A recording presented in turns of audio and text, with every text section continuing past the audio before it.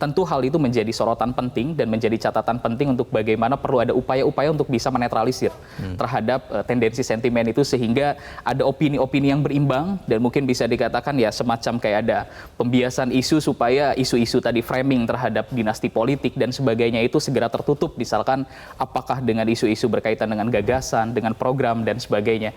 Nah, hal itu yang mungkin saya kira menjadi catatan penting. Tapi kembali kalau untuk bagaimana respon-respon warganet terhadap tendensi sentimen positif negatif ini akan berdampak terhadap elektoral, tentu ini perlu ada upaya untuk bisa menguji ya secara empirik terhadap hal tersebut sih, Mas. Jadi Mas Burhan, ketika tadi lebih banyak sentimen negatif begitu ya di sisa waktu 4 bulan menuju hari H Pilpres 2024 itu ya, cukup tidak untuk kemudian mencoba balancing tadi, mengcounter isu-isu yang negatif tadi?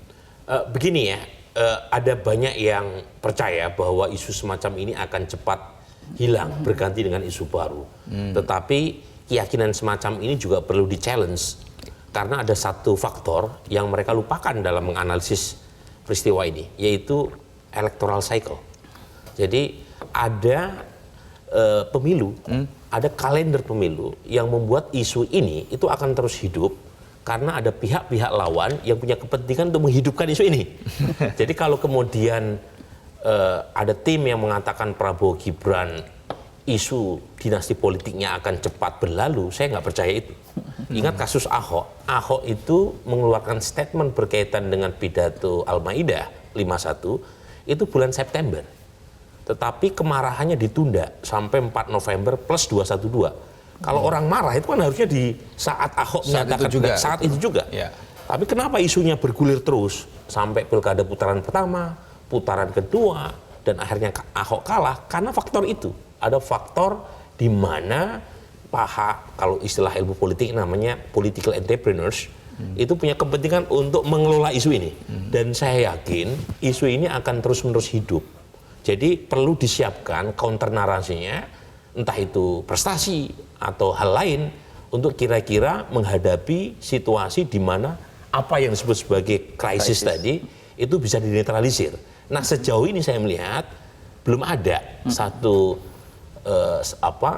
respon sistematik ya dari kubu Prabowo Gibran untuk mengatasi krisis itu. Nah, jadi damage controlnya itu yang belum kelihatan. Yang menurut saya unik adalah ketika Prabowo kemarin juga mengatakan dinasti politik biasa saja, begitu kan? Ini kan bagaimana Mas Burhan membaca hal ini?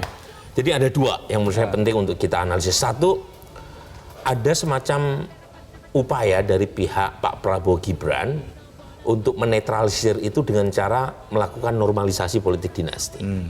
Nah, mungkin ini yang terjadi di Amerika Serikat, ini pula yang terjadi di Filipina, mungkin juga di India. Jadi fenomena dinasti politik sesuatu yang di banyak negara, terutama 3 negara yang tadi saya sebut, itu dianggap sebagai sesuatu yang normal. Karena kalau misalnya orang lahir dari seorang politisi, itu kira-kira mentor pertamanya ya ayahnya, ibunya yang menjadi politisi. Jadi langsung mendapatkan guru pertama dari orang yang paling dekat, baik secara biologis maupun dari sisi apapun. Ya.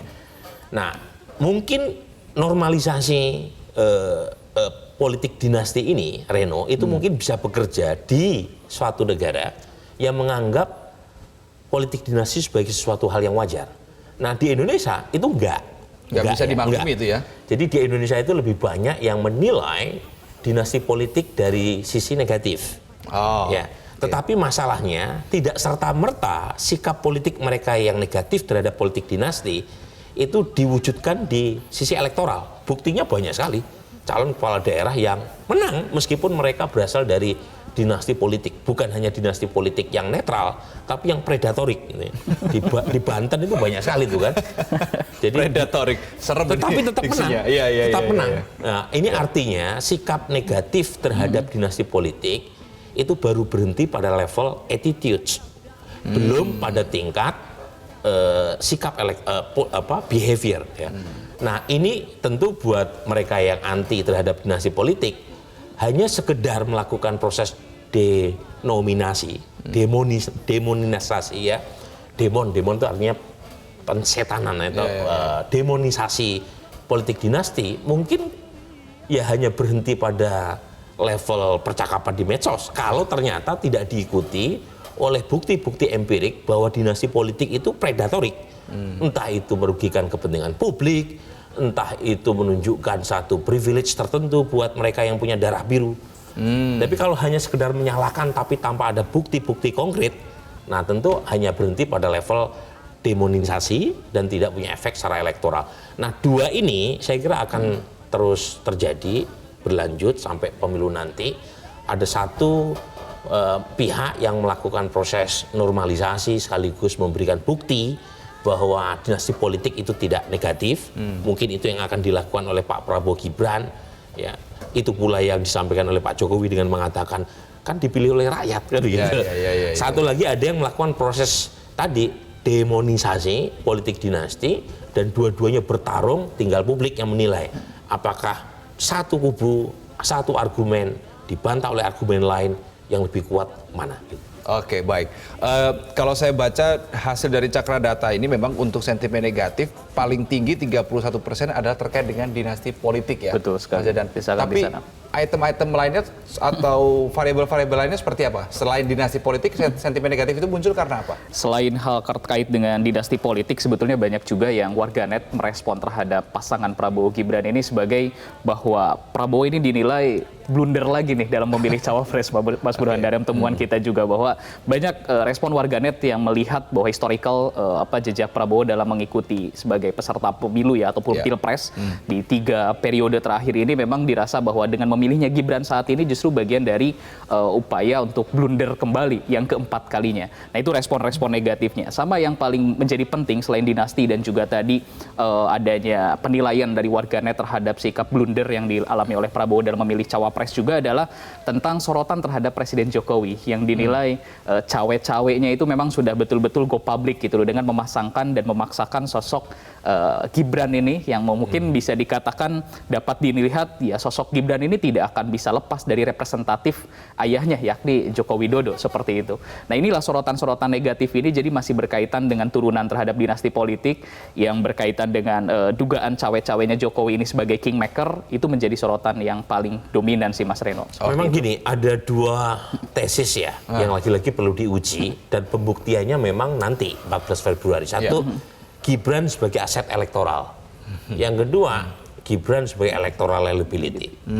Nah, kalau kita baca dari keterangan Mas Dadan berdasarkan analisis media sosial, sejauh ini yang muncul adalah liability-nya kan.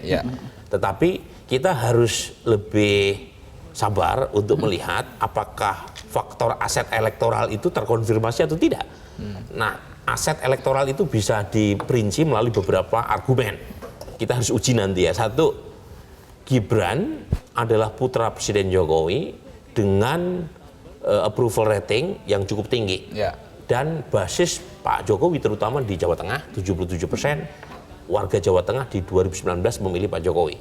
Kemudian 66% di Jawa Timur ya memilih Pak Jokowi. 2 basis ini kalau kita lihat data historical itu adalah provinsi siapapun boleh kalah di tempat lain, tapi kalau menang di Jawa Tengah dan Jawa Timur itu menang secara nasional.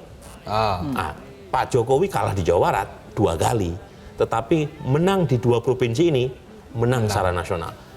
Pak SBY itu menang di 2 provinsi ini menang juga secara nasional. Pak SBY dapat bonus karena Jawa Barat pun dia menang.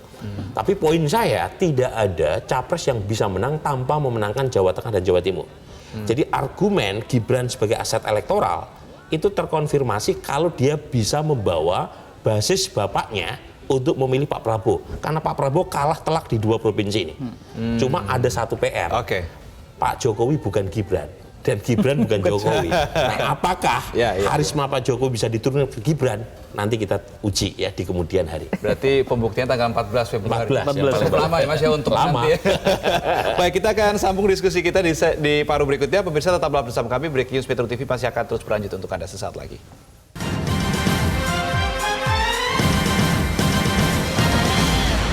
Jelajahi cara baru mendapatkan informasi. Download Metro TV Extend sekarang.